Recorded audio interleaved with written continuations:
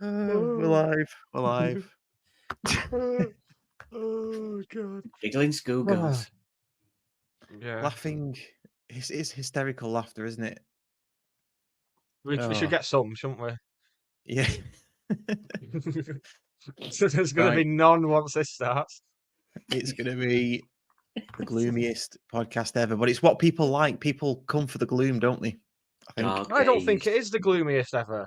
No, we've This had news- some bloody gloomy podcasts in our time, and we had to do it month by month. So we had a whole month of gloom to cover Yes. back in the day. Start of the Yeah. new dark days. This.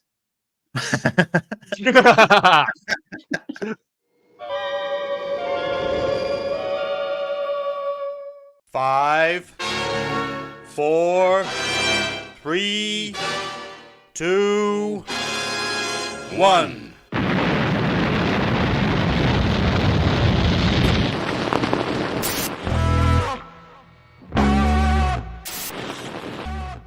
From the edge of the box is Madden. Madden trying to manufacture the shot, gets it away, it's there! Oh my word! What a goal from Paddy Madden! The Irishman strikes again! And is that the goal that's going to send Stockport County back into the Football League? I can't believe the Joey Barton thing. Liked him as well. Hello and welcome to episode 54 of Series 9 of the Scarf Pagara War of the Sport Talk Fan Network. Rearrange the following words into a common phrase. Talk Sport Network part fan of the done. Nailed it. It's been a roller coaster. Has it been a roller coaster? Yeah. It's very nearly come to a close, but luckily we've still got plenty to chat about. With me, I'm returning like racism and fascism. Nick Lee, and him over there. Introduce yourself. Russ Johnson. Me. Not him down there. That's why I heard you. Over there. That's me, innit? That's me over there. When you have people around for a fancy dinner party, you don't introduce the butler, do you? You don't introduce the little developmentally disabled kid you're going to I'm getting promoted. I'm a butler now. Oh, brilliant. Moving up to see you in the a suit. Oh, it's good to be back. I would say I've missed you both, but that'd be bullshit. Good to have you back. It's good to see you. It's good to see you. That's the problem with county doing stuff on Wednesdays. County playing Wednesdays. I've been otherwise engaged with my Thursdays. It's good to have the fixture list get into some normality. Oh no, because we've got Christmas coming up. So podcasts are going to be all over the place. Yeah, it messes everything up, doesn't it? And it's not. It happens every year as well. I don't know why we're all surprised. No, never. It's like when the clocks go back and the clocks go forward. Everyone's dead surprised, aren't they? Yeah. And I always forget. If you gain an hour or lose an hour. Well, that's the thing. People say spring forward, fall back. But I refuse to be governed by the American way of doing things. It's not fall, it's autumn. So it's spring forward, autumn back. Yeah. That well-known phrase. Or think of the Stereophonic songs, Clocks Go Back, Railway Track. Is it? Yeah. Is it one of the good ones, or is it just... Clocks Go Back, Railway Track? It's a small local boy in a photograph. Isn't it? Is everyone just... what's going on here? Has everyone just stopped? No, we carried on, did we? We're still here. Yeah. We're You're still moving, clocking Nick. and rocking. Mental, you two just completely froze then, and you've done it again. Excellent. No. You look like you're that Max Headroom thing a bit then. Yeah. That's my kind of cultural reference. I love that. Should we tell everybody tell them what's coming up, and then we'll do a bit of admin. Okay, what's coming up? So coming up, we're going to talk about drawing away at Morecambe, losing at home to Aldershot, and injuries. And that is about it. That's all we're going to talk about. And maybe a very angry post-match interview as well, which we all agree with. Mine? Did you do a post-match interview? Oh, I do all the time. Yeah, I've got hours and hours of like tape recorded of me doing post-match interviews, like I'm the manager. Yeah, helps me get it out. Tape recorded. Tape recorded. Yeah. Oh yeah, on my little. I've got a little mic on it. Oh, he's gone again. He's gone again. Gone Tape again. fell out. Yeah, he'll blame us. We've gone again, even though we're talking and everyone can hear us. So that's what we're going to talk about. We're going to wait for Nick to catch up. Do you need to wind the Wi-Fi up for In the something? meter. No. This is going to be great watching this back. Yeah, well, it never normally is. So It it'll be reminds me of when we used an to use interesting change. Zencaster. Remember the trouble we had on Zencaster? You don't, Waggy. It was with Dave Long. He might hear what I've just said. I'm sure he does. Right. Shall we? This is going to be fun. I know. You need to tether off your mobile phone, Nick. That might be better. They're digging outside as we speak. That's the problem. Are they? The Virgins. Yeah. The Virgins. Yeah. They rang me up last night. I was watching the game on telly with my dad, and the Virgin rang up halfway through and said, "Oh, is everything all right?" I was like, "Why?" And they said, "Well, this is the longest that GB News hasn't been on in your house, and we were just checking everything's okay." Political humour. It's not for everyone. No, certainly not for this show, because this is a football show. So let's talk about Morecambe on Saturday then. 1-1. What do you think? So much for the admin then, lads. Sorry. Let's do admin. Sorry, yeah. I was getting excited then talking about the football and the shit football that we've been watching. These things happen, mate. These things happen. Admin. What have we got admin-wise? So this time in 6 days we will be at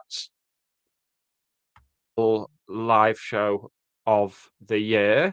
If you've seen the Big Fat Quiz on Channel 4, I'll be saying this on the night. Don't be shouting out. I'll say it on the night. I'll say it again. You wouldn't shout out if you went. Don't be doing it when we're doing a nice little quiz for an audience. But yeah, so there's a few tickets going for that. So get in touch, and they're free of charge as long as you buy some beer and gin while you're there. Sorted, done. Admin boxed off. Nice. I've got some admin as well.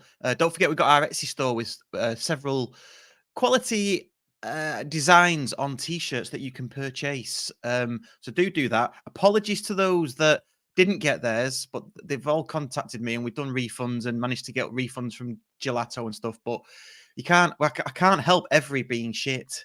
So, which is it's not that's news either, is it?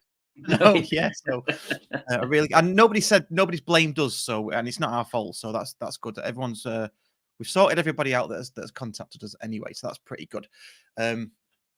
So yeah, shall we talk about the football then? Seems like we're here, we might as well. Go on, who's going first? Should we start with? Well, you've done it Monday, haven't you? You poor sods. Well, we did, yeah. Yeah, so you can talk us through Morecambe then, Nick. See what did you think? Oh, yeah, go on. One of them that even before I saw the weather, I'd have taken a draw just based off the back of them having a new manager who's had a couple of weeks to get things across to him now. So I'd have been satisfied with a draw to start with.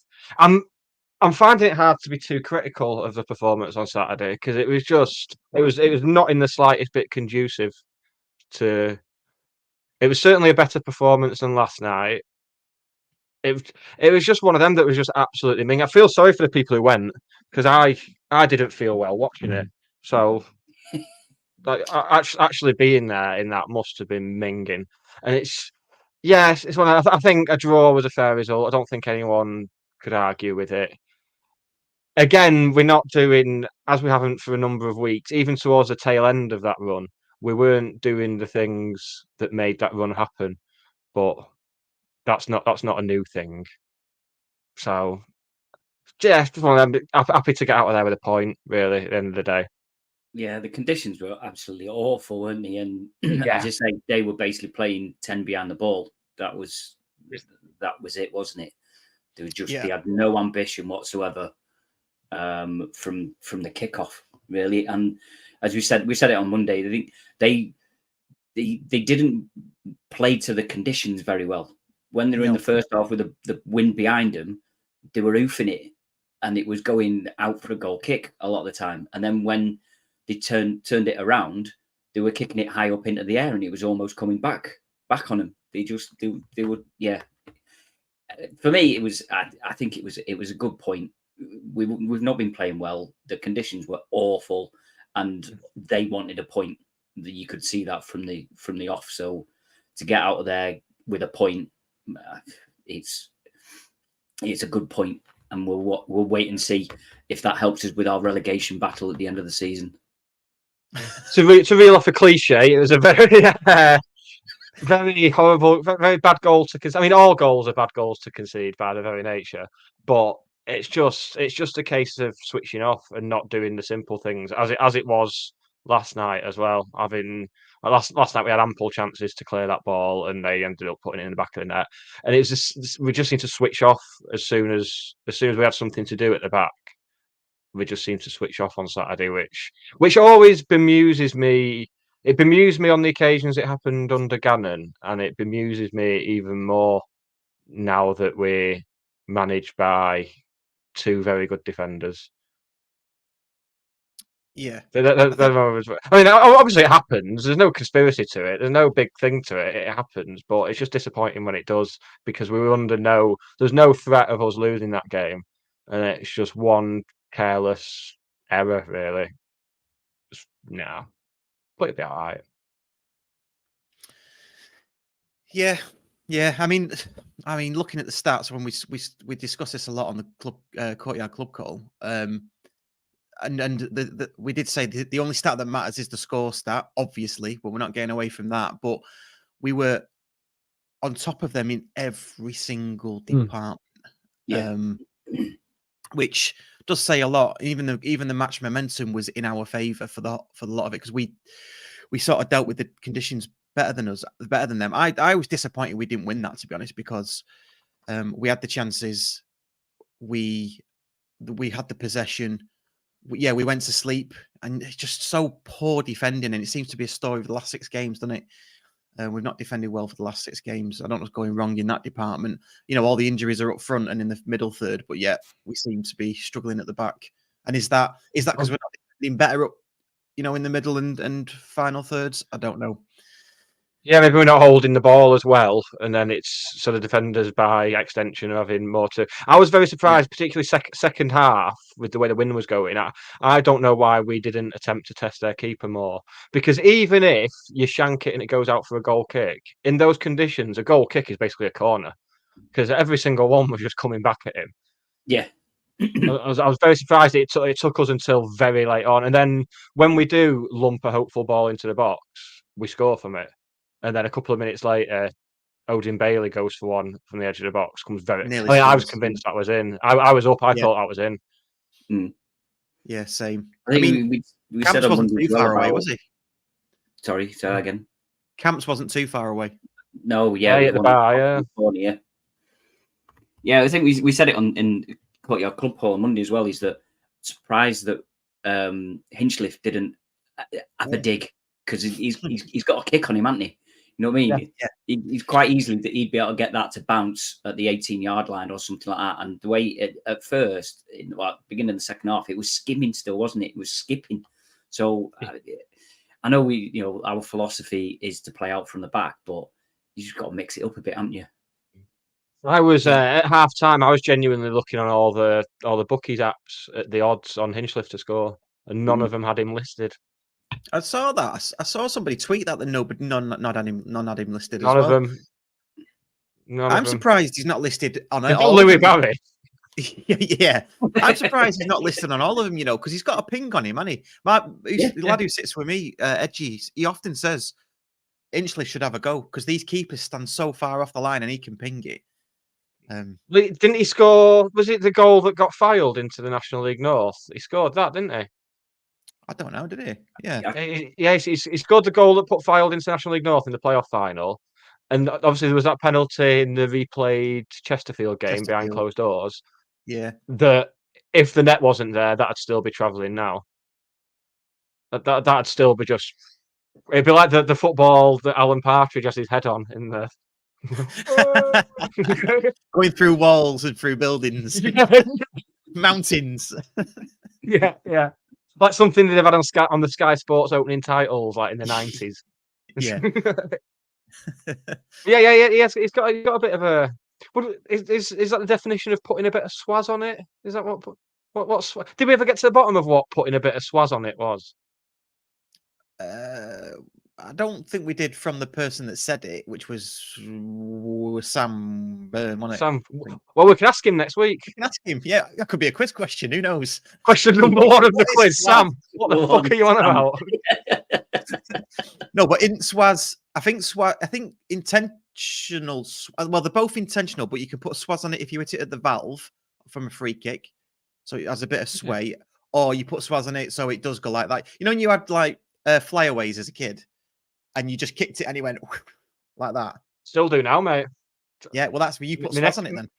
Yeah, my nephew's got one, and that's as exciting as my life gets when I get to go out in the garden. I mean, I've lost 4 of them. It's just he comes around, he's like, "Where's my football, Uncle Nick?" I was like, "No, must have blown away." I mean, technically, it did blow away. Just from me doing like 2 keep ups and bang, gone. That's it. Well, it's good to get to the bottom of what swaz is. Thank you. So is there a difference between swaz and a knuckleball? Because knuckleball's hitting the valve, isn't it? Oh, is that? I've not heard knuckleball before. I've not heard knuckleball, no. That's what Ronaldo does from free kicks. Right, that's probably. Oh no, I think you hit it with a certain point of your foot. I think. Right. But is that a knuckleball that results in a swaz? Now you're asking the big questions. It's a good job I came back, isn't it? If anyone can comment in the chat, then let us know if you know more than we do. Chris Crowder says, and don't comment saying I think this is what it is. I want definitive answers. Yeah, we want. I want a picture of it taking place and either a thumbs up or a thumbs down. That's all I want. Too many poor passes in the final third. One lack of concentration again. Yeah. I think that's putting a lot more there, aren't we? Yeah. Do you think there's an element of just stick to the plan, play the game that we've said we're going to play, forget about the conditions element of it? Morecambe, I'm talking about. It seemed that way at weekend, I think. Yeah, there didn't seem to be much intention to deviate and play the conditions. It just seems to be play the game rather than the conditions. I've seen the comment as well. I know, I've seen it as well. I mean, I'll take that. He said it with such authority. I know, yeah. I'm not even sure I understand it. You can't have knuckleball without swaz, but you can have swaz without knuckleball. So that's agreeing with what you said, Russ. So doing a knuckleball leads to swaz. Results in swaz, right? Okay. But there's other ways to put a bit of swaz on it. Right. I mean, I think it's safe to say that this week's episode title is "Put a Bit of Swaz on It." Yeah, I think I'll be shocked if anything better comes out of the next 40 minutes or so. Sorted. No, he's not backed himself up there, has he? Yeah, you got to back yourself. You got to back yourself up. Shit's house. Yeah. He says, "Come on, Phil. Come on, Phil. Back yourself." So that was Saturday. I mean, to be fair as well, just going to some of the stats as well. 7 of our players got over 7 on FOTMob, which is obviously the epicenter of statistics in this country, which I found rather strange. And again, and only 4 of theirs got over 7. I thought they were pretty good. To be fair, that Mellon was decent. Mellon, yeah, son of the Oldham manager. Yeah. He's on loan for. Is it Blackpool? He's on loan from. I'm just because his dad played for Blackpool. I'm imagining Blackpool have got some good loan players out there at the moment. They've got Apter at Tranmere as well. Yeah. Should we talk about rumours in a bit as well? Because isn't that one doing the rumours? The rumour mill. Apter. I don't think so. Well, I'm pretty sure he could. Even if it was the case, I don't think he could play for us anyway because he played a couple of games for Blackpool earlier in the season, and he's been playing for Tranmere. So you can only play for 2 clubs in a season. Oh right, yeah, of course, yeah. Well, that quashes that rumour then, doesn't it? That's a no. Yeah. But on the other side of that rule, that puts us in a position of strength when it comes to signing Odin Bailey because they can't. Because I think he played about 30 seconds for them in probably the Carabao. I think at the start of the season, either the Carabao or the Paint Pot BDSM LDV Vans windscreens trophy. Yeah, so that leaves us in a position where Salford can either bring him back and integrate him with a manager he's apparently falling out with, or sell him to us. There's no bid. They can't start a bidding war or anything off the back of it because he can only play for us or Salford. I don't want to turn this into a discussion about other clubs, but is Neil Wood likely to be there much longer though? But we've just got a hope he holds on until January. But from speaking to Salford fans, I don't think they've got the money. They can't afford to sack him. Yeah, I heard that as well. I believe they're in financial turmoil. Yeah. So Ten Hag and Neil Wood. Stay in your position. What is it about bald frauds in red? What's going on?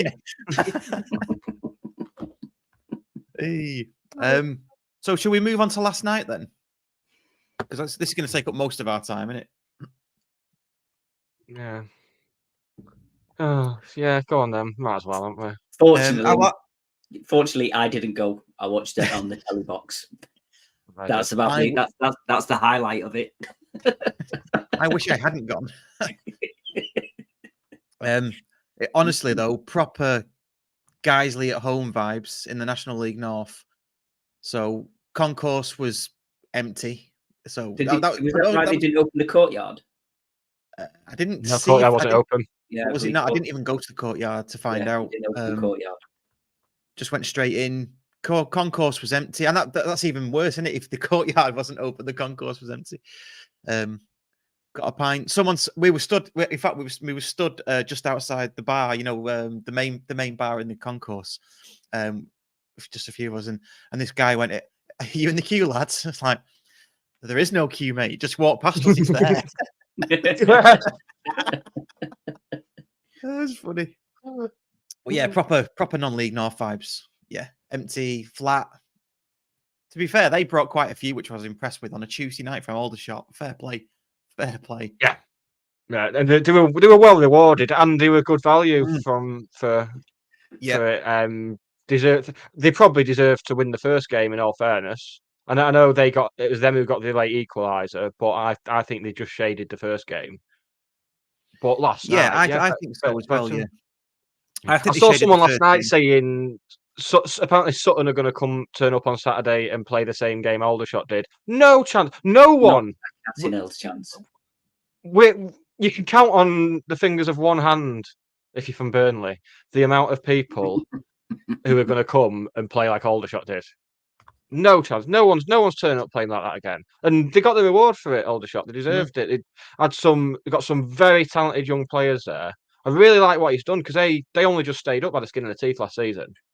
Yeah, they did say last night. Now they're up in the playoffs. One of the favourites to go down this year as well, wasn't he? Yeah. And he's just got this team of. He's done what I do on Football Manager and got a team of young, hungry players who want to move up the leagues. And it worked. I mean, I'd imagine they're going to have Peterborough sniffing about in January because that's their whole thing. And, well, other clubs. But, yeah, I thought they were good. I mean, we didn't help ourselves in the slightest. We were, if we were sloppy at times on Saturday, then we need to come up with a new word for what that was last night because we didn't have any of that identity we've shown, like particularly in the winning run. You're right when you say the atmosphere and the way it felt in the ground was very National League North. I thought the play was at times just in terms of not knowing how it is we want to play. Just I don't know. I think Camps is the only one to really come out with any credit. I think, and I like him. I've said a few times I'm not a fan of him in midfield next to Crowsdale because I don't think he's that good out of possession. But as a number 10, well, I'll say it for him, that should be Camps' role. He should be playing as a number 10, and he has done the last couple of games and looked decent there. He was a rare bright spark for us last night, I thought. Yeah, he carried the ball well, didn't he? And he was trying to make things happen, wasn't he? Yeah. We seem to say we didn't seem to be able to find like the spare man. I think obviously Challoner said about it, didn't he? We just didn't seem to be able to find a pass or try and get say to cut through them and stuff. We were getting to the final third, and we were just passing it back to them. That's that's the way it seemed to me every time we got to the final third. Maybe we worked it well and everything like that, but then we just didn't do anything with it. The final balls in the final third were absolutely terrible. And you say Torre really doesn't want to take his man on. And then don't get me started. I know, yeah, I don't like digging out. I'm not one for digging out individuals, but bugger me. Yeah. He didn't want to take him on, and then the one time that he did take him on, he lost it. So I think we said it in our group, didn't we? It was like that. Now we know why he doesn't take him on. Yeah, that's it. Yeah. It's like, yeah. There's a couple of occasions where Bailey brought the ball forward down the left, and you can see him looking to the left for the overlap from Torre, and he just wasn't there.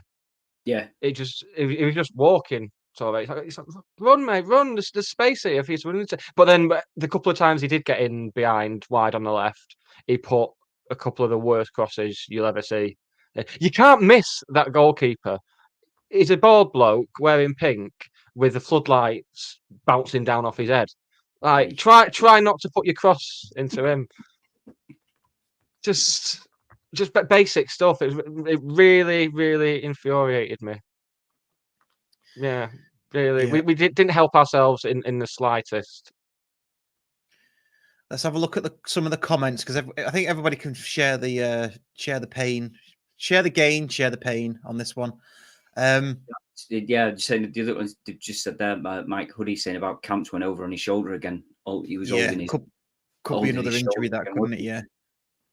Let's take him like this then. So Ibu and Paddy were poor last night. This is Stephen Fryer. Felt sorry for Wootton also. Tried to hold up play and drop deep in to bring others in. Sorry. Awful performance all around. Yeah, Woots did okay as well in that sort of hold up role. He did. Again, he didn't have anybody. It didn't seem to be anybody moving for him or anybody like creating space or anything. Because you say, every time and he seemed to be he was coming deeper and deeper, wasn't he, to try and pick the ball up. He was picking the ball up in our own half and still getting pressed. And it's like, well, where can he go? He can just go back to the centre backs or back to Hinchliffe. Yeah, it was just awful all around, wasn't it? I think Camps was probably the only highlight. I'm trying to think. I don't think Crowsdale had a good game at Stokes. Stokes bullied him. I think he seemed to be the person that was told to mark Stokes, and he just seemed to have him every time, didn't he? A couple of times he got forward, and I thought, look, and then again it was just terrible balls. He just, you know what I mean? And I know he's not that type of player. He's the one that sits in front of the back four, protecting them, doing all the dirty work, and then giving it off. But a few times where he got forward and he had some space and stuff, and then again just passed it to them or passed it to the keeper. Yeah, it was very frustrating. Very frustrating. What about this one? Mark Jackson from Stockport. Don't think Madden in midfield works either. Slows us down, and his passing over the last few games has been really poor. Maybe better as an impact sub up top. Kind of agree with that. For some reason, last night, Paddy's turning circle was like an oil tanker. He looked thoroughly fed up as well. But I've said this to a few people. Yeah, exactly. Sick of it. I've said this to a few people on the boards and on Facebook and what have you last night. People really angry that Paddy was playing. So, well, what was the alternative? Yeah. What? Like it. Most people said it like a number. I mean, he said for years he wants to drop deeper as he gets older, and what have you. And just, with the way we played that took us on that amazing run, it involved having a bit of pace in behind, which isn't him. So I think he suits being a number 10 perfectly. But yeah, like last night was not his night in the slightest, unfortunately. No. Phil Lloyd says Maka got kicked on the foot. I mean, that's football, isn't it? Everyone gets kicked on the foot in football. I think that's where he came off, wasn't it? Yeah, that's the injury. I think he was is that the injury? Right, okay. I thought he was just saying he got kicked on the foot. I mean, that happens to loads of players every match, doesn't it? I mean, Phil Lloyd's been on air, so we know he's an idiot. Because that's the only reason anyone would come on air. Well, he's not that much of an idiot. He kicked him on the foot. It's like me. It's like me again with my offside thing, wasn't it? Players taking throw-ins and me shouting offside at them. Yeah. Yeah. But to be fair, that's a niche one. You've got to be told that you're not. You've got to be told that rule, haven't you? It's not something you just pick up, is it? No, apparently not. No, No. You can only learn so much from Subbuteo. Exactly. Yeah. Well, wasn't there a UEFA B qualified coach co-commentating with John Kieran once that didn't know that you couldn't be offside from a goal kick? I mean, come on. Was there? Yeah, that was the League North days. Who was the person? Who was it? I can't Let's remember name his and shame name. him. I can't remember his name. Honestly, can't remember his name, but it happened, and I'm like listening to it, going, "What?" Oh, I know who it is. Yeah, and that was when they used to drag out one of the Connor family every week. Every week, John would be like, "And joining me on commentary for the first time, it's," and then he'd say the name. He's like, "And they're part of the Connor family." It's like, how big's this family? Wheeling another one out. It's like some factory creating the Connors, and there'd just be another one.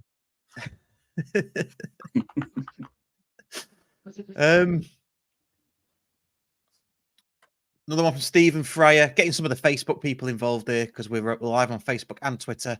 Louis Barry to be back before the end of January? ?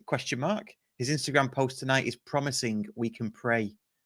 Don't know what's anybody know the inside scoop on that? I'd seen it's a compilation video, and it says back soon. Yeah, which is like what you put on. You know, when you go to a shop and it's closed, and they've got a sign on the door saying "back soon" or "back in 15 minutes," and you're like, "When was this put here? When did you put it?" That can get in the residence. That's a non-football related get in the residence. That really winds me up. Like when I used to work in a shop and do that, I used to write the time that was writing the note. Yeah. So I'm just an all-round nice guy who thinks about these things. Some people honestly, aren't. people. I was in just a very small segue. I was in an RAF station canteen, and they had a sign that said "all day breakfast till 11 o'clock." Oh God, that's annoyed me. All day breakfast till 11 o'clock. Anyway. And I bet it listed what's in the breakfast, and then I bet it said hash browns with an apostrophe in between the N and the S. I bet you they had an apostrophe in hash browns. Oh, right. Russ is thinking, because Stephen said, and he's like, "There is an apostrophe in hash browns." Is it home run pizzas that used to be spelt incorrectly at County on the board? Yes, I think they had an apostrophe. Yeah. Oh, why are you annoying me? Like I'm not already annoyed enough by the standard of football I've been forced to ingest this week. Well, let's go back to that. Let's go back to last night. So it was just an all-round crap match, wasn't it? And if the cameras weren't there, it would have felt like National League North. I even said to Dan at 1-1. Sorry, 1-1. That'd have been nice. Lovely that. It was getting towards the end, and I'm saying to Dan, extra time, do you fancy staying here? Because my feet were free. My feet were like ice blocks. And he went, "No, should we go home?" And you messaged me, didn't you, Nick? Or on the group, said, "If you leave now, you'll get home for extra time."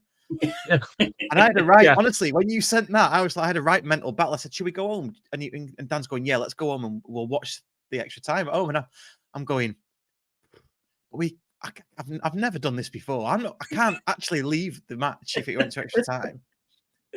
Honestly, I'd rather just somebody win. And then when they scored, I went, "Thank fuck for that."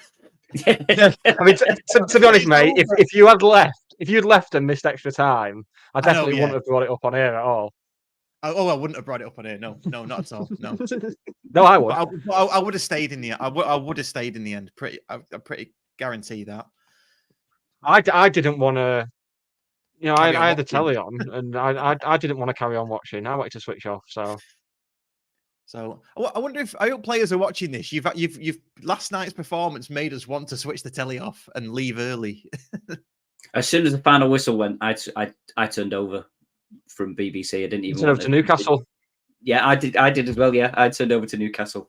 Watched the last 10-15 minutes of Newcastle. But yeah, it's always the case like all them times where we used to do like a £5 admission or get a free ticket for season ticket holders or a game on telly. I always end up watching these games with people who don't normally watch us, and they're left thinking that we are utter shit. Just constant. I watching it with my dad last night, and he was like, "Oh, yeah, well, you'll improve and climb up the league. It's all right." I was like, "We're top of the league by 6 points, Dad. What are you on about?" Plenty of time to improve and climb up the table. Yeah, it's like the time I took my dad in the National League North days, as it goes, and he just started. We did a bit of play, and he just started laughing. And he went, "It's a good job we don't take it seriously, innit?" It's like, Dad, I take it seriously.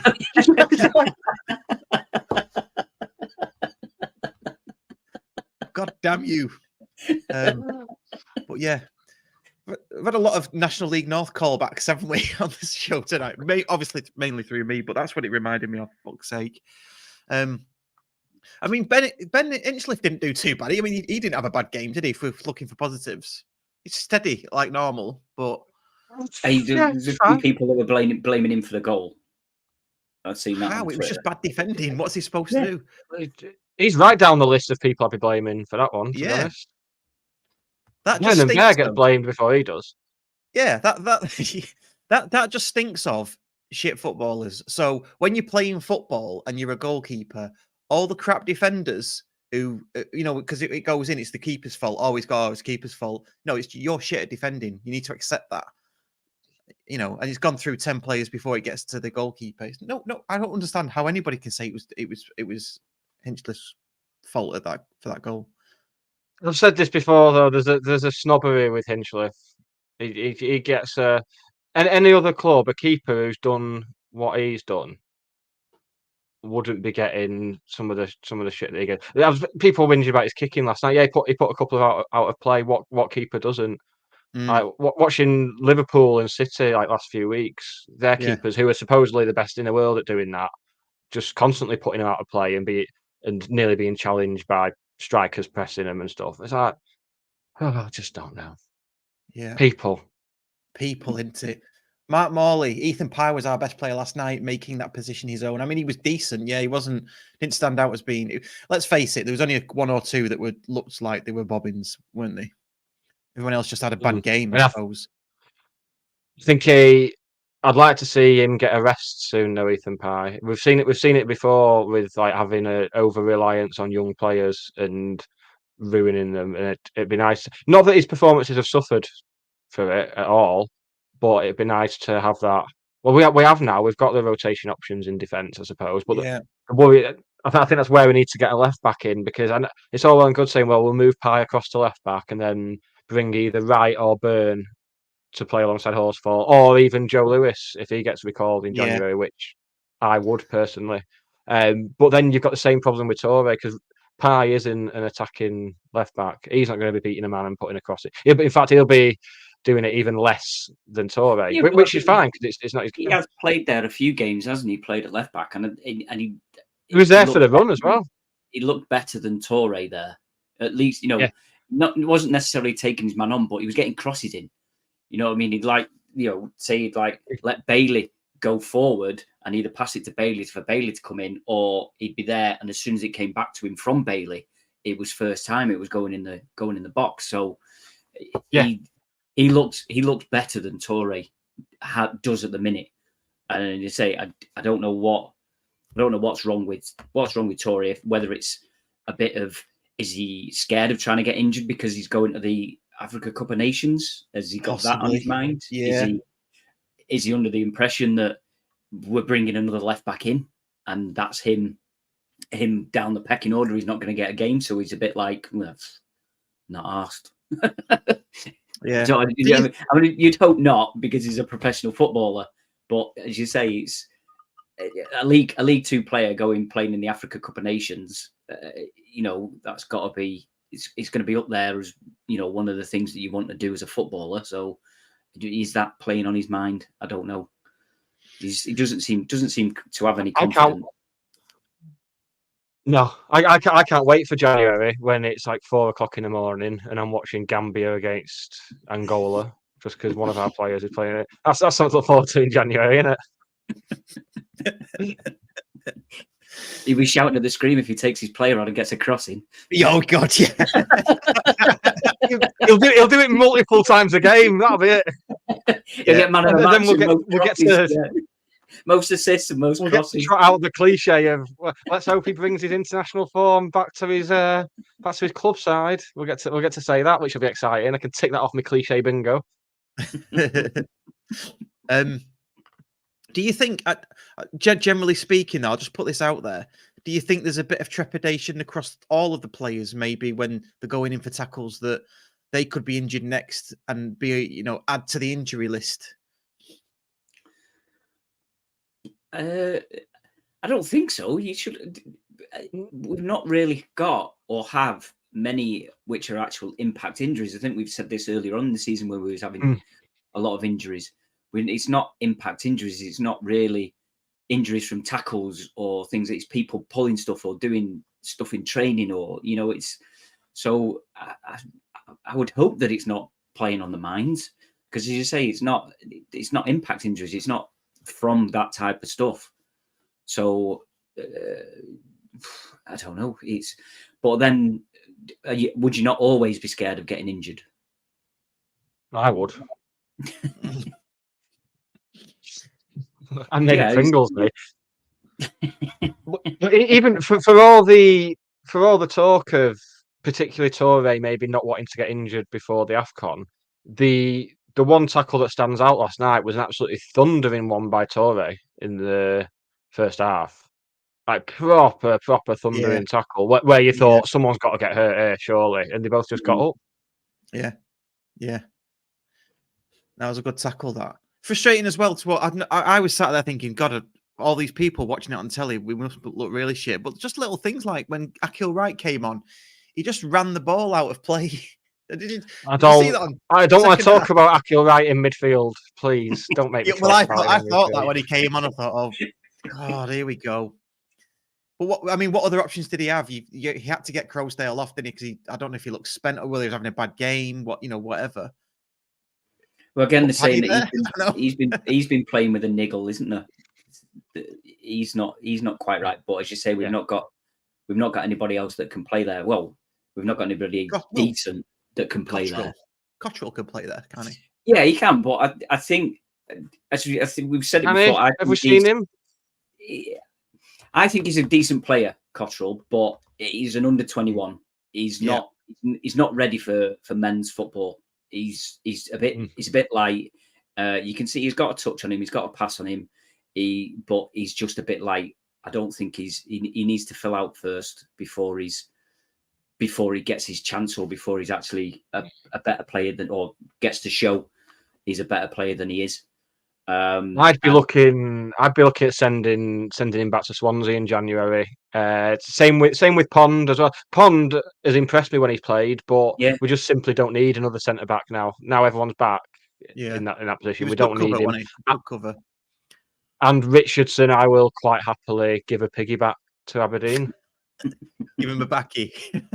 Yeah. I'm going to drive to Dundee in my bare feet on the way. But genuinely, he strikes me as that Theo Walcott thing of being an athlete as opposed to a footballer. It's like, oh, you can just run fast. That's your thing. That's it. Within a couple of minutes of Richardson. Well, no, I still maintain he should have done something with that chance he had. He should have somehow got a touch on that. He seemed to just bottle it as soon as he saw the keeper coming out. Just the only time I've seen him play slightly well was the Wigan match. He played okay in that, didn't he?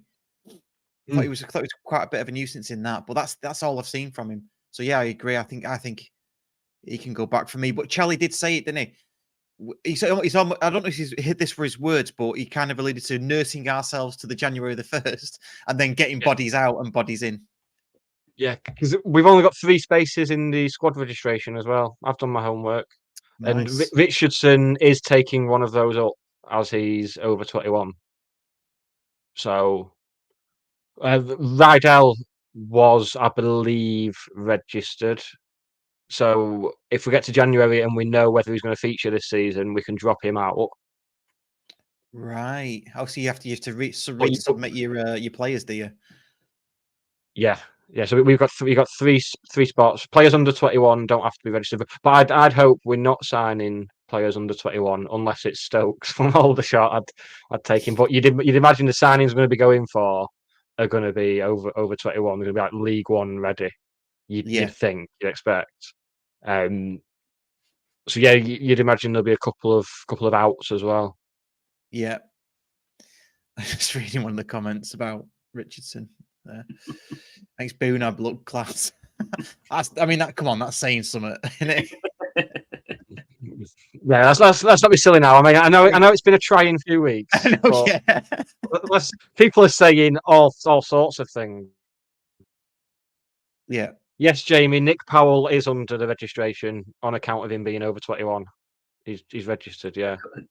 Yeah. By a couple of years. Powell injured again, isn't he? Is he injured again? I can never keep up with Nick Powell. Tampon Powell. 1 week in, 3 weeks out.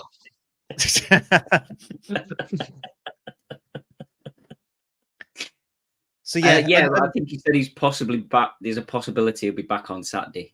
I think. Oh right, okay, right. Yeah, he was back on the grass this week. Probably explains the Labour performances if he's on the old grass, doesn't it? So at least it's another body in. I know he's a bit like Marmite. I still think he's a class player, and if we can get a tune out of him, and we can keep him fit, I think he'll be a good addition. He was starting to look really good. Like he's starting to really show what he can do. But it's this thing of if we can get a run of games out of him, it's like, well, he's not had a run of games for about 10 years. So why, with all our injury issues, are we going to be the club that's going to keep him injury free? I don't know, but I really hope, because having him fit and firing for that second half of the season, another cliche coming out here, it'll be like a new signing in January. If he can just stay fit for a run again, if he can at least stay fit from like January to like the start of April or something, just something like even that, you'd think, well, it's still a lot of money, but some of it's been well spent there. I thought you were going to say from January to February the 7th or something then. No. Oh, February the 2nd, Russ, and we'll have it as like a little birthday treat for you. He'll trip over and get injured bringing you your cake. Yeah. Got facial burns and everything. Yeah. You can see he's a good player. You can see he's a quality player. Yeah. He doesn't go from being championship to non-league in 6 months. He's there. As I say, I think maybe it's just because he sees things quicker than other people do, and they're not in tune with him. Yes, I think that's more of it. It looks like a wasted pass when you see it, and he's just like. But you can see if you actually look at the bigger picture, he's dinked it there because that player should be coming in or that player should be going that way. So, as you say, he is a bit Marmite, but if we can get people understanding him and knowing his brain. Oh, you mean players, not fans? Players. Yeah. Okay, I mean players. If players go the same way, give up on that, Ross. Bloody hell. Some of our fans can't even understand what positions players play in. I've had a discussion on Facebook this morning. Someone saying, I think we should sell Crankshaw to make some room in the budget. It's like, well, he went last season. I've seen someone saying Noyle shouldn't be playing right wing back. It should be right there, which blew my mind. There was a suggestion that we should put Neil Byrne in defensive midfield when defensive midfield is the one place we don't have an issue. We need cover or competition for Croasdale, but that is his position and he's bloody good at it. It's just, and then the phrase that's really boiling my piss, especially over the last 24 hours, I'd give player X a try. I'd give player X a go. So what do you mean a go? A go? That's what you say when you're like struggling at the bottom end of the National League North and you're in a rut. It's the type of thing we'd say like under Alan Lord when we went through a bad run of form. We're like, I'd give George West a go. Yeah, we've got the most investment we've had in our history, probably the most expensively assembled squad we've ever had or close to. And for people to be saying, I'd give such and such a go, blows my mind. Blows my mind. Yeah, it's like 4 or 5 players. We should be selling a Laffy while we can still get some money for him. I saw that one. I think that's the one as well. Now is that now Wotton's playing. We've gone backwards. We were a better team without Wotton in. And what was everybody screaming at the beginning of the season? We need Wotton because we can't play without him. It's like, for fuck's sake. But Schrodinger's Wotton, isn't it? We're an open podcast. If anybody wants to come on and have their say on any of these topics, because you believe that we should sell a Laffy, or any of these other statements that have been said recently, then do get in touch. He's just gone off the boil. He's a striker. He's gone off the boil. He's playing slightly different. Team has, so yeah. But he's gone.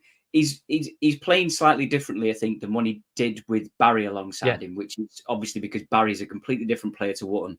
And I just think the last sort of 3 or 4 games, his first touch hasn't been very good for me.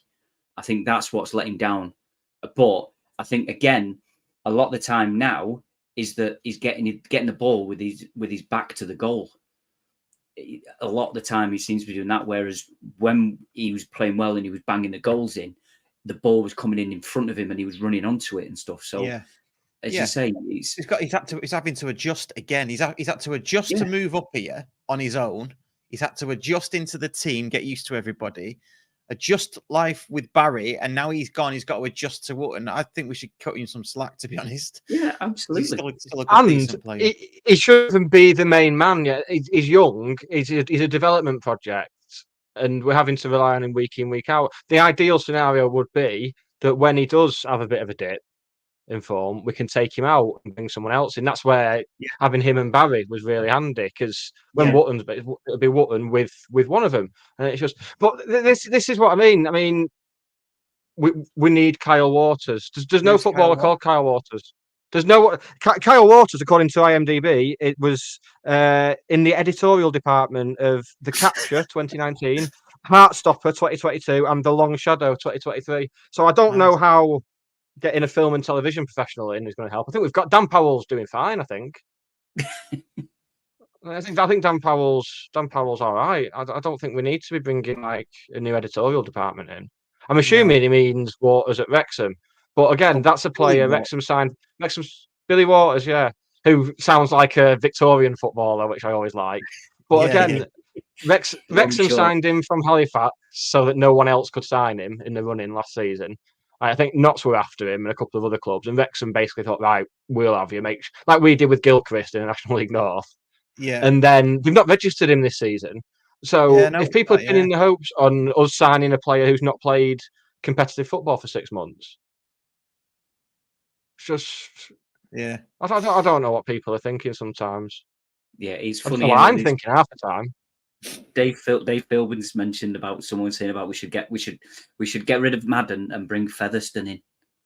I was in the group chat when that happened, and that was like, they say like everyone knows where they were when 9/11 happened and stuff. that was my 9/11. That first seeing it, and then hoping Philbin's seen it, and then waiting for the thing at the top saying Dave Philbin is typing.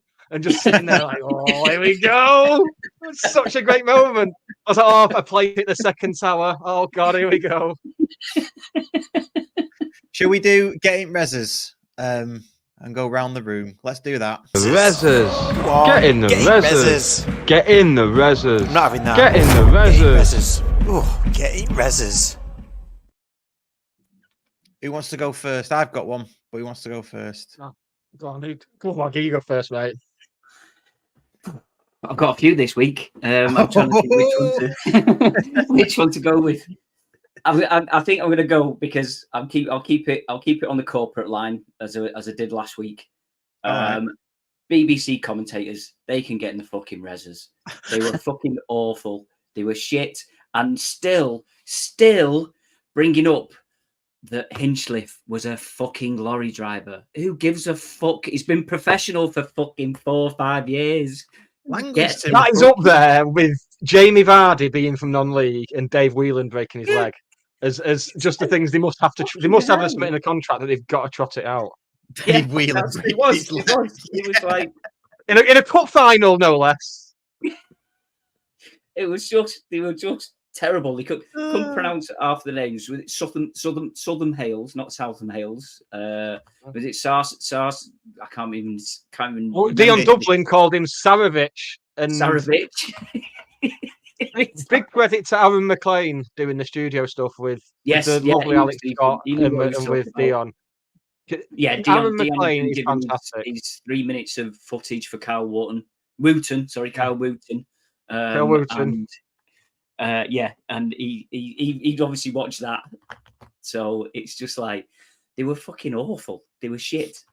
Absolute shit. And I was genuinely all week. I was wondering who it's obviously off the back of the latest episode of Dave Smith Never Existed, available now to patrons, members of the Scaffour fan club on Patreon.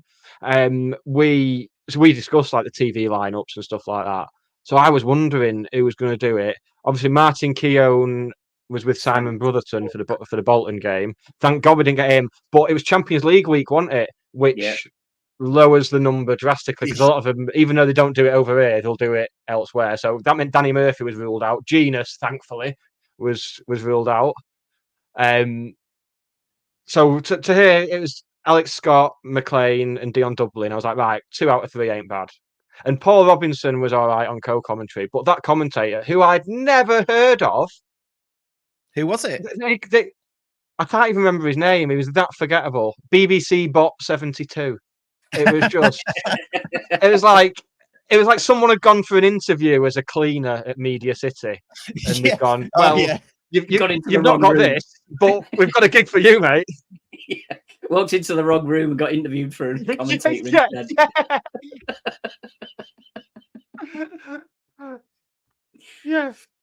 But Aaron McLean was great. Always is him. That's the one thing I missed the most about non-league. Yeah, he's good, isn't he? Do send us in your getting the reses as well. We'll read some out. There's not many. People are enjoying your Waggy Rages, though, Waggy. Yeah, I'm liking it. That needs to be a feature on its own. It'll be a proper getting the reses on it. You've got to go for it. You must have had a really bad night last night. No, because we played crap, and then you why did you just put it on mute? That's what I do if I don't like the commentators. Sat there raging at the commentators. Not quite. Well, actually, I think I might have, because the missus was sat next to me and she put her iPad on and put her noise cancelling headphones on. Right. So yeah, maybe marriage is going well. Yeah. Steve Wyeth, apparently. Steve Wyeth, that's it. Which, I mean, that surname just looks like.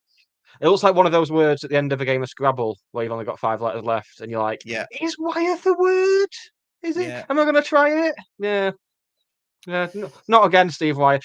I was really worried we'd have to add like an addendum to that episode of Dave Smith Never Existed about the TV games. Because if last night was like a real classic, it's like, well, that's another Wednesday game to rival Bolton, but thankfully that wasn't necessary. No. Well, that leads me nicely onto my getting the reses, actually, if I may, because it's a nice little join.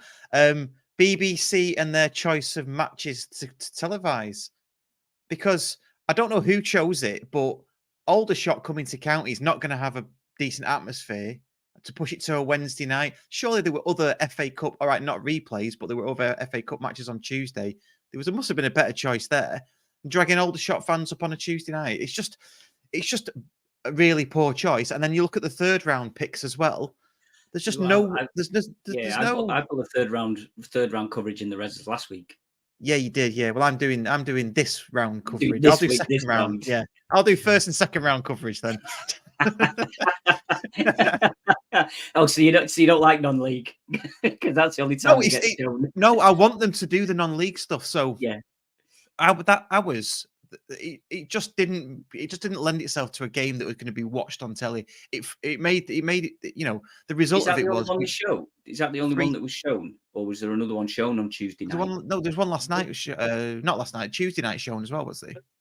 There was 2 or 3 that were shown across BBC and ITV on Tuesday night. Yeah. Right. It looks like there's more replays than there were, but I mean, Scarborough Forest Green, even though that was round 1 being played again because the FA make up the rules as they go along, apparently. Yeah. That should have been televised. Although Scarborough have got no, it's not going in the reses, so I can say it. Scarborough have got those goals on wheels. Oh, have they? They've got a fake. Have they got a 4G pitch? Have they? I think they have. Yes, Right. I think so. Yeah. Well, I'm putting in the reses the coverage of the 4th qualifying round of the FA Cup. No, I'm not. But it is FA Cup related though. When they do the draw for the next round, they do it in a sterile studio now, rather than it should be by law. And when I'm inevitably in power, this will be the first thing on my manifesto. By law, they should do it in the clubhouse of the lowest ranked team left in it, with all the local mutants in the background gurning at the camera, just like, "Oh, the pretty lady off the TV's here. We pull some balls out of a bucket." Do you know that sort of thing? That's why you got the restraining order. If you don't like it, Nick, why do you do it? But and then that's what I want. I don't want some sterile studio with like Dave, and it's always they always have like an ex-player doing it with some sort of FA Cup connection. And when it's a goalkeeper, the host will always make some quip when they're like mixing the balls up. They'll make some quip to the goalkeeper about safe hands. It's like, yes, it wasn't funny when you did it for the 1994 third round draw. It's certainly not funny now. Just stop it. Stop it now. It's a good job we're out of the FA Cup because it seems to really annoy us. Yeah. And all these commentators. That's why we did it, boycotted it because of the podcast. Yeah. Let's read out some of the viewers getting reses, and then we'll have a quiz after that as well. Yeah. Oh yeah, we've got. Oh, do we have to? Is it me and Waggy? A quiz? Yeah, she against Waggy. Yeah. Oh, I spent upwards of 4 minutes compiling this. The least you can do is bloody sit there and take your medicine. Right, I'm going to rattle through these getting reses. Let's just finish off getting reses. Lucy Ryan, my getting the reses is grown men crying because Paddy didn't come and clap the fans in torrential rain and gale force winds. Morecambe away. Yes, I don't feel the need to be clapped when I go to an away game. I'm usually, unless it's a really good performance and I want to stay to clap them, I'm off in car, mate. I'm just, I don't get clapped on my mum when I finish a shift at work. Why should they? No, but honestly, I'm usually just gone anyway. And then Mike Hoodie, Joey Barton getting the reses. I mean, that's very topical. Chris he needs to get himself out the reses to rescue him. Yeah. He's thrown himself in the reses, hasn't he? Really? Yeah. Third round. Chris Crowther, the third round ties for TV can get in the reses. So what you said last week. So last week. And Nick SCFC 10 put in the reses the phrases back on the grass and in the building. Yes, awful phrases, especially back on the grass. We've got one more as well. Darren Bowden, Richardson can get in the reses. He alluded to that before. I think we got that from your previous comment. Darren. I think he'd probably miss that. Didn't want to be the one to say it, but there we go. Yeah.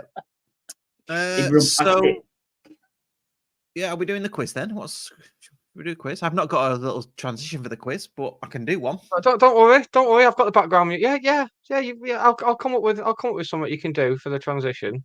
And so you've got a choice of 2 games. I will allow Waggy.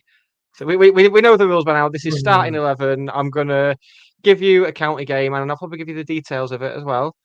And I want it's sudden death penalty shootout format. One gets one right, one gets one wrong. That's it. If you guess a player who came off the bench, you get another go. But I want the starting 11. Right, and this is the type of fun everyone can expect next week as well, isn't it? Looking forward to that. I believe there's a bit of this, because this I got this from Ben from the quiz we did, who got it from other podcasts. Yeah. More successful it's podcast. It's been round the block, this has, I tell you. It's been round the block and been kicked in the tits, this quiz has. Right, so, Waggy, I will let you choose. Would you like game 1 or game 2? Do I not get a year? Don't even get a year. Just game 1 or game 2. It's harder than my quiz. No, you know what? I watch this when I'm not on it. I don't like the way you do the quizzes. Just love everything else you do. Don't like the way you do the quizzes. Yeah. Richard Osman over there telling it like it is. All right, I'll go. No, so go on then. Well, game 1. Why not? Game 1. Game 1. So game 1 is Burnley away, match number 4,575. Thank you to Leo's spreadsheet, which was the 15th of December, 2001. So, oh, jeez. 2001. Is Waggy going first? Yeah. Waggy's going first. 15th of December, 2001. Burnley away. Oh. Fucking hell. I have So this is the season we were relegated from the Championship. The Championship. Carlo Nash. You are bang wrong. Russ, you just need to get one right to win this. I'm going to go Lee Jones. What position would Lee Jones have played? Goalkeeper. You are correct, Russell. Well done. Yes. Very good. Come on. What I need is the other millionaire thing. Because it's horrible to just like fade the music out, isn't it? Can I try and name some more? Go for it, mate. Yeah. Was Frederick Brynlugson? Was he there? Bringleson was not. No, this was post Bringleson. There were two Scandinavians in this team though. Two Scandinavians in the 11. Jarko and Shefki. No, Petri Helene is correct. Petri Helene is correct. Yeah, you have. Nope. Oh. You now have 1, 2, 3, 4, 5, 6, 7, 8 more to name. Oh, Rob Clare. Yep. Peter Clark. Nope. Oh, okay, I'm going to stop now. Leo Roger. Hey, yes, that's one. So the full 11 was Lee Jones, Mike Flynn, Leo Roger, Colin Woodthorpe, Ali Gibb, Petra Helene, Damien Delaney, Aaron Lescott, Kevin Ellison, Shefki Kuchi, and Gary McSheffrey, with the 2 subs who came on being Luke Beckett and Keith Briggs.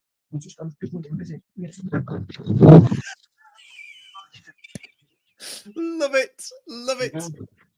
Brilliant. Oh, he's gone. He's gone. Disconnected. Never work with kids, animals, or in your bedroom, in your mum's house. I don't know where I was going with that. He's gone. Right, that was really good. I think that just wraps it up. I mean, I won that, so you won the first one, and I won the last one. So I hope everybody enjoyed that. I hope everybody who's coming to the Christmas do next week is still coming and is going to enjoy that as well. We're certainly going to be there, aren't we? And we're going to enjoy it. I think Nick said there's still a few tickets left if anybody still wants. Yes, he did. So get in touch with us if you fancy a ticket and you're doing nothing next Wednesday. I say free entry, it's free ticket. So just let us know and we'll put your name down. It's upstairs in Stockport Gin. So that'll be decent. Right, I think we're just about done. Hope you've enjoyed the show. And is that you'll probably blame it on Virgin. Virgin were doing some work outside, so that's what happened. Outside his bedroom. Outside his bedroom. Oh, love it. Right, cheers everybody. Don't forget to like and subscribe to this video, and if you're listening to us on a podcast player, please do rate and review and all that good stuff. And cheers everybody. Thank you all. Cheers, thank you. This episode of the Scarf Bagara War was written, recorded and produced by Russ Johnson and Nick Lee. The music on the opening titles was produced by Dan Johnson. Subscribe wherever you get your content, as well as finding out how to join the TSBW fan club. Check out the links in the description or go to allthews.scarfbegarawar.co.uk.